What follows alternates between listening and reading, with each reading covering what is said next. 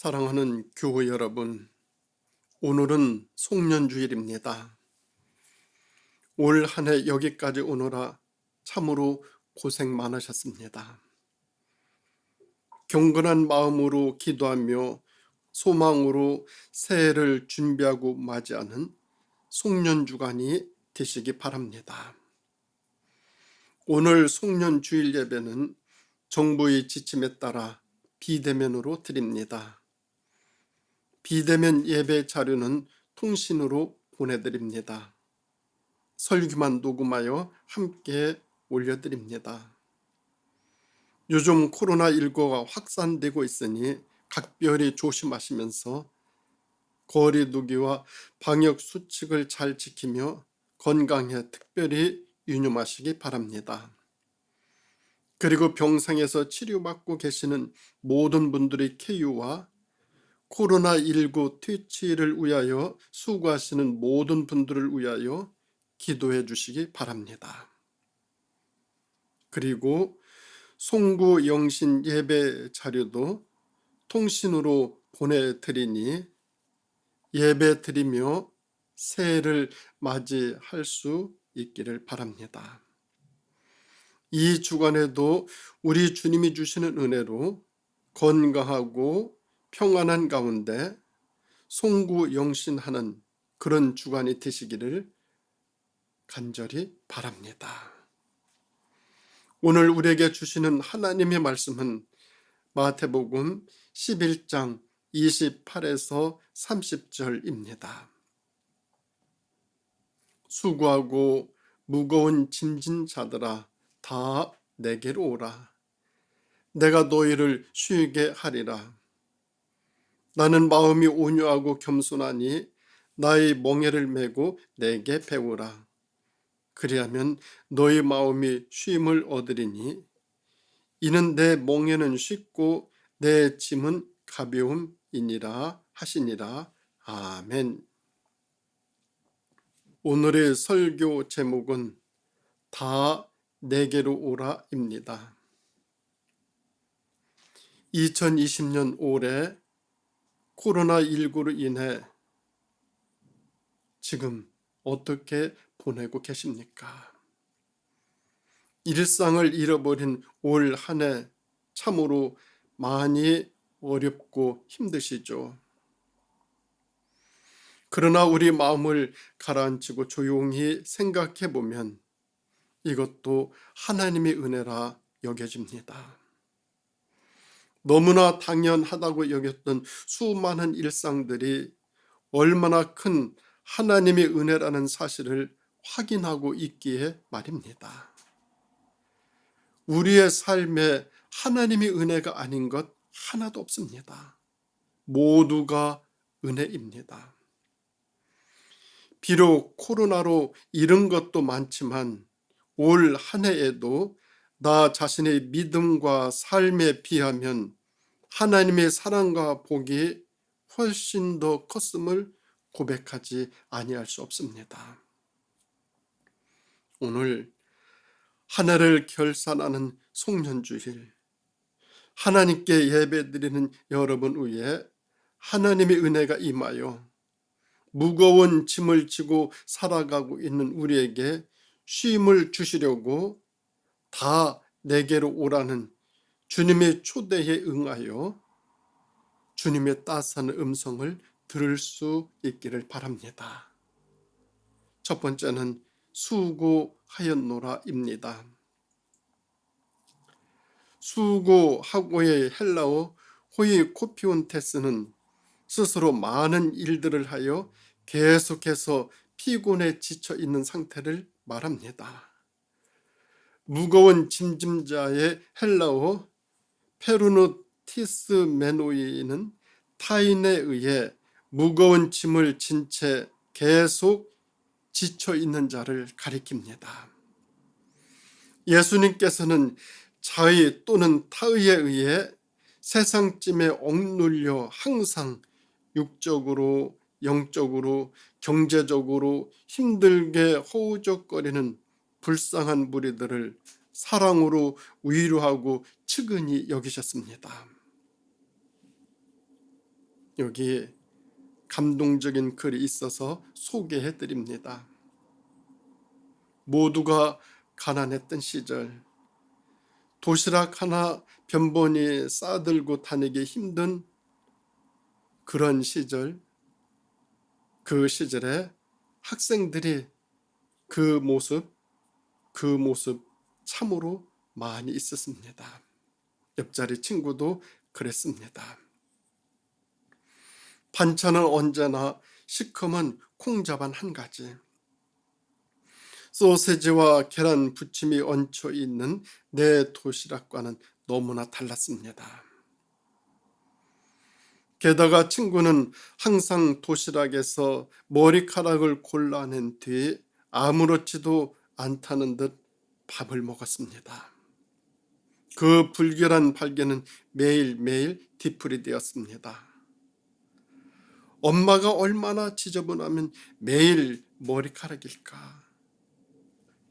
친구의 자존심을 생각해서 내색할 수는 없었지만 친구에 대한 이미지마저 흐려져 갔습니다. 그러던 어느 날입니다. 그 친구가 나를 붙들었습니다. 별일 없으면 우리 집에 가서 놀자. 제의를 했습니다. 내키지 않는 일이었지만 같은 반이 된 후 처음으로 친구 집에 놀러 가자는 그 제의를 거절할 수가 없었습니다. 친구를 따라간 곳은 가장 가파른 달동네였습니다. 허름한 집의 문을 열고 들었으며 친구는 큰 소리로 외쳤습니다. 엄마, 친구 왔어요. 친구의 들뜬 목소리에 삐꺼덕 방문이 열리고 늙으신 어머니 모습을 드러냈습니다. 아이고, 우리 아들 친구가 왔다고? 어디 좀 보자. 방문을 나선 어머니는 기둥만 더듬으며 두리번거릴 뿐 앞을 보지 못하는 분이셨습니다. 나는 순간 콧날이 시큰해져서 아무 말도 할 수가 없었습니다. 친구 녀석의 도시락은 오늘 또 보나마나 콩자반입니다. 그러나 앞을 못 보시는 어머니가 더듬더듬 싸준 도시락, 그것은 밥이 아니라 사랑이었습니다. 그 속에 뒤섞인 머리카락조차도 말입니다. 누구나 다 힘들게 살아가고 있습니다. 질병으로, 경제 문제로, 인간관계로 범사가 쉬운 것 하나도 없어요. 특히 올해 코로나로 인해 어느 해보다도 마음고생이 크지만 그래도 삶의 현장에서 신앙을 지키느라고 정말 수고 많으셨습니다. 우리 주님은 우리가 얼마나 힘들게 살아가고 있는지 다 아십니다. 그런 우리에게 다 내게로 오라 말씀하시는 그 따뜻한 주님의 음성, 그 음성으로 위로와 평안을 받으며 올 한 해를 잘 마무리하시기 바랍니다. 그런가 하면 두 번째로 우리를 초대하시는 주님의 음성은 내게로 오라는 음성입니다. 예수님은 거만하고 우쭐하는 자들을 초대하시는 것이 아니라 수고하고 무거운 짐진 자들입니다. 그리고 아이같이 지혜는 없으나 순박한 자들을 모두 초대하십니다. 예수님의 초대를 받은 우리는 초대에 응해야 하며 등을 돌리거나 멀어져서는 안 됩니다. 예수님과 멀어지면 사탄이 장난을 칩니다. 예수님과 멀어지면 주님의 음성이 안 들리고 주님의 모습을 뵙기가 어렵습니다. 마음과 몸도 점점 멀어집니다. 예수님과 멀어지면 큰 불행입니다. 어떠한 상황에서도 예수님과 멀어지면 안 됩니다. 모든 것을 무릅쓰고 더 가까이 예수님께 다가갈 수 있기를 바랍니다. 예수님과 더불어 주님을 만나고 음성을 듣고 주님과 더불어 살아가는 삶, 그 삶이 우리의 삶을 풍성하게 만들어줍니다. 에릭 번이라고 하는 심리학자는 스토로크스의 욕망에 대해서 이야기합니다. 스토로크스의 욕망이란 사랑으로 접촉을 받고 싶어하는 갈망을 뜻합니다. 에릭 번에 따르면 사람은 누구나 태어나면서부터 사랑으로 접촉받고 싶은 갈망을 가지고 있으며 이것이 인간에게 있어서 가장 기본적인 욕망이라고 합니다.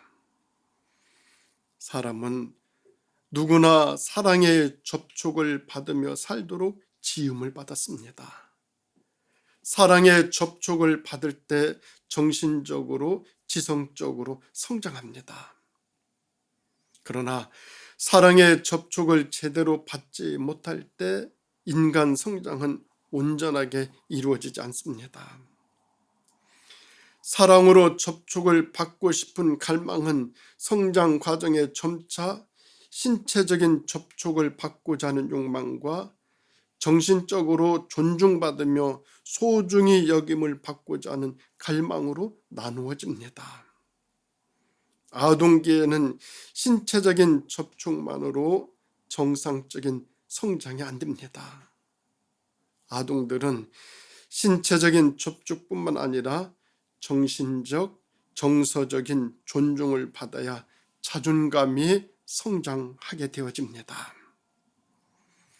즉 자기가 사랑받으며 존중받는 사람이라는 확신을 가져야 정신적으로 바르게 성장한다는 것입니다. 이때 자기에 대한 존중심을 잃어버리게 되면 나는 아무것도 아니야 라는 인생을 살게 된다고 에릭 번은 말하고 있습니다. 예수님은 우리를 존중하기 위해서 오신 분입니다. 예수님을 믿는다는 것은 예수님의 존중을 받는 것이요, 그것을 가슴에 채워서 다른 사람들을 존중하는 것, 바로 그것을 의미합니다. 진정한 믿음의 사람들은 예수님의 존중으로 사람들을 존중합니다. 그 이유는 예수님의 존중이 가슴에 가득 참으로 다른 사람들에게 자연적으로 흘러가기 때문입니다. 사람들을 존중하십시오. 그러면 하나님이 마련하신 하늘의 행복이 임하게 될 것입니다. 배우자를 존중하십시오. 그러면 부부간의 행복을 더 맛보게 될 것입니다. 가족들을 존중하십시오. 그러면 하나님이 보기에 거기에 있다라는 것을 알게 되어집니다. 올 한 해 동안 살아오며 지친 성도 여러분, 예수님께로 가까이 오십시오. 우리 예수님은 언제나 모두를 기다리고 초대하고 계십니다. 언제나 문은 열려 있습니다. 예수님은 모두를 사랑하고 존중하고 복 주시는 분이십니다. 가까이 오면 올수록 예수님의 사랑을 더 알게 되며 더 믿게 됩니다. 섬길수록 더 섬기고 싶은 분이십니다. 결코 실망하거나 상처받지 않습니다. 혹시 무엇 때문에, 누구 때문에 예수님과 멀어지셨습니까? 이제는 가까이 다가오십시오. 무엇도 방해되거나 장애가 될 수 없습니다. 올 한 해 동안 여러 가지 일들로 인해서 멀어졌던 주님과의 관계, 좁혀지고 가까워져서 주님이 주시는 은혜로 가득 채움받는 우리 모두가 되어질 수 있기를 간절히 바랍니다. 그런가 하면 세 번째로 주님의 초대의 음성은 쉼을 얻으리라 라는 말씀입니다. 본문이 제시하고 있는 마음의 쉼은 어떤 환경적 변화에도 손상되지 않는 가장 바람직하고 초월적이며 영원한 것으로서 현재의 모든 무거운 짐을 모두 상쇄하고도 남음이 있는 그러한 쉼입니다. 성자 아우구스누스의 고백처럼 하나님의 품에 안기기 전에는 참 쉼이 없습니다. 세상적인 쉼은 잠깐이고 변화무쌍합니다. 그러나 예수 그리스도께서 주시는 쉼은 영원하고 누구도 빼앗을 수 없습니다. 늘 힘들고 피곤한 삶에서 쉼과 안식을 누리는 삶은 주님 안에서 살아갈 때 최고의 복이며 행복입니다. 예수님께서는 우리들의 무거운 짐들을 가볍게 하시며 즐거운 삶을 살아가기를 진정으로 원하십니다. 조그마한 민물고기 중에 가시고기라는 것이 있습니다. 암컷 가시고기는 알들을 낳은 후 어디론가 사라져 버리지만 수컷은 혼자서 알들을 돌보고 지키기 위하여 제대로 먹지도 쉬지도 못합니다. 그리고 그 알들이 부화하여서 작은 가시고기가 될 때까지 열심히 자기의 알들을 뒷바라지합니다. 가시고기들은 부화하여 어느 정도 크면은 아빠 가시고기를 남겨두고 뿔뿔이 흩어져 버립니다. 새끼들이 떠나가고 난 뒤에 늙은 아빠 가시고기는 지치고 힘들어 돌 틈에 머리를 박고 일생을 마칩니다. 오래전 이런 가시고기의 내용으로 쓴 가시고기라는 소설이 있습니다. 그 내용은 다음과 같습니다. 주인공은 소년 시절에 탄광에서 한쪽 다리를 잃은 아버지와 어머니와 함께 살았습니다. 그러나 어머니는 가출하고 아버지마저 어린 주인공을 남겨두고 어디론가 떠나버렸습니다. 천혜의 고아로 온갖 고생을 다 겪으며 대학을 마친 주인공은 문학가로 활동하다 미술을 전공한 부잣집 딸과 결혼하여 아들을 낳았습니다. 그런데 그 아들이 백혈병이 있는 것입니다. 가난한 남편과 투병 생활하는 아들을 견디지 못한 아내는 프랑스로 미술 공부하기 위하여 유학을 떠나버립니다. 주인공은 엄청난 아들의 치료비를 마련하고자 간을 떼어 팔려고 하다가 간암 말기로 판정되어 간을 팔 수가 없게 되었죠. 주인공은 마지막 수단으로 한쪽 각막을 팔아 아들을 치료하여 살려낸 후 프랑스에 있는 엄마에게 보내고 자기는 어느 산골로 들어가 생을 마칩니다. 예수님은 우리를 위한 가시고기이셨습니다. 예수님은 하늘의 모든 영광을 버리시고 우리를 살리기 위해 이 세상에 오셨습니다. 세상에서 가장 가난한 마국간에서 탄생을 하시고 가장 가난한 동네인 나사렛에서 자라시고 빈민과 병자들의 동네인 갈릴리에서 사역하시다가 십자가에서 처참한 죽음을 당하셨습니다. 주님은 자기의 살과 피까지 아낌없이 우리를 위해 주셨습니다. 예수님은 우리를 살리기 위하여 자신의 모든 것을 다 내어주고 우리가 받을 저주의 죽음을 맛본 가시고기이셨습니다. 사랑하는 우리 성도 여러분, 2020년 일상의 많은 부분을 잃은 한 해 동안 무거운 짐을 지고 정말 수고들 많으셨습니다. 오늘 송년주일 다 내게로 오라고 하시는 우리 주님께 가까이 다가와 쉼을 얻고 치유를 얻는 복된 삶 다 되어질 수 있기를 주님의 이름으로 축원드립니다. 기도하시겠습니다. 하나님, 2020년 올 한 해 이렇게 지켜주시고 함께 해주시고 쉼을 주시려고 은혜 베풀어 주시니 감사드립니다. 한 해를 뒤돌아보면 수없이 많은 어려운 순간들이 있었지만서도 그래도 그 속에서 저희들을 지켜주시고 보호해 주시고 인도하여 주셨음에 감사드립니다. 이제 새해를 맞이합니다.